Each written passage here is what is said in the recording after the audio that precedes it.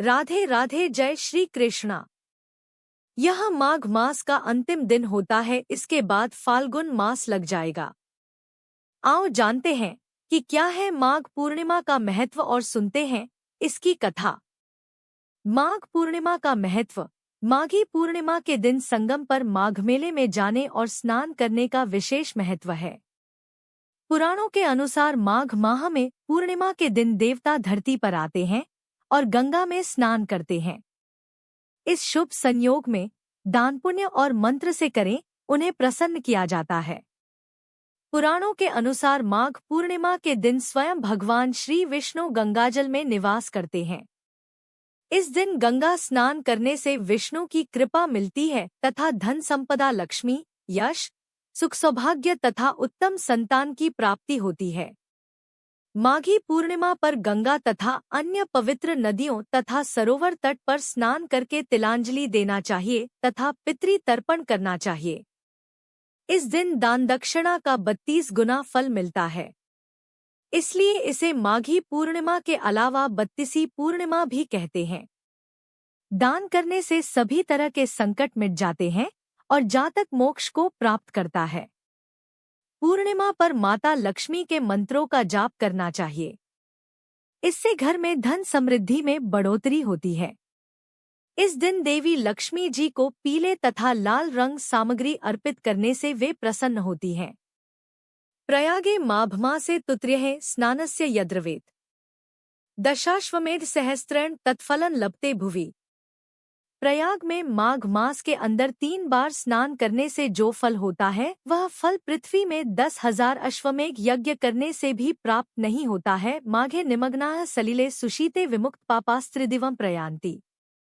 पद्म पुराण में माघ मास के महात्म्य का वर्णन करते हुए कहा गया है कि पूजा करने से भी भगवान श्रीहरि को उतनी प्रसन्नता नहीं होती जितनी कि माघ महीने में स्नान मात्र से होती है।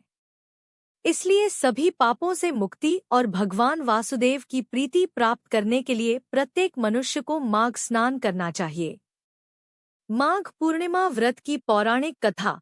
पौराणिक कथा के मुताबिक नर्मदा नदी के तट पर शुभव्रत नामक विद्वान ब्राह्मण रहते थे, लेकिन वे काफी लालची थे। इनका लक्ष्य किसी भी तरह धन कमाना था और ऐसा करते करते ये समय से पूर्व ही वृद्ध दिखने लगे और कई बीमारियों की चपेट में आ गए।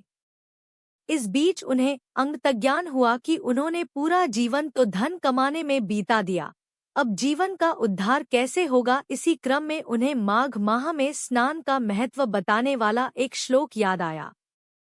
इसके बाद स्नान का संकल्प लेकर ब्राह्मण नर्मदा नदी में स्नान करने लगे। करीब 9 दिनों तक स्नान के बाद उनकी तबीयत ज्यादा खराब हो गई और मृत्यु का समय आ गया। वे सोच रहे थे कि जीवन में कोई सत्कार्य न करने के कारण उन्हें नरक का दुख भोगना होगा, लेकिन वास्तव में मात्र 9 दिनों तक माघ मास में स्नान के कारण उन्हें मोक्ष की प्राप्ति हुई। पूर्णिमा व्रत की कथा। कांतिका नगर में धनेश्वर नाम के ब्राह्मण अपना जीवन भिक्षा मांगकर अपना जीवन निर्वाह था। उसकी कोई संतान नहीं थी। एक दिन उसकी पत्नी नगर में भिक्षा मांगने गई, परंतु सभी ने उसे बांझ कहकर भिक्षा देने से इनकार कर दिया। फिर किसी ने ब्राह्मण दंपत्ति को 16 दिन तक मां काली की पूजा करने को कहा।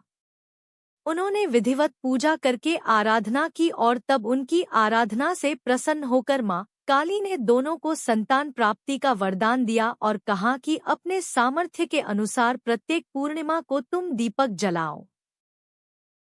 इस तरह हर पूर्णिमा के दिन तक दीपक बढ़ाते जाना है जब तक कम से कम 32 दीपक न हो जाएं। इसके बाद ब्राह्मण ने अपनी पत्नी को पूजा के लिए पेड़ से आम का कच्चा फल तोड़ कर दिया और उसकी पत्नी ने पूजा की और फलस्वरूप वह गर्भवती हो गई। एक पुत्र ने जन्म लिया जिसका नाम देवदास रखा। देवदास जब बड़ा हुआ तो उसे अपने मामा के साथ पढ़ने के लिए काशी भेजा। काशी में धोखे से देवदास का विवाह हो गया। देवदास ने कहा कि वह अल्पायु है, परंतु फिर भी जबरन उसका विवाह करवा दिया गया।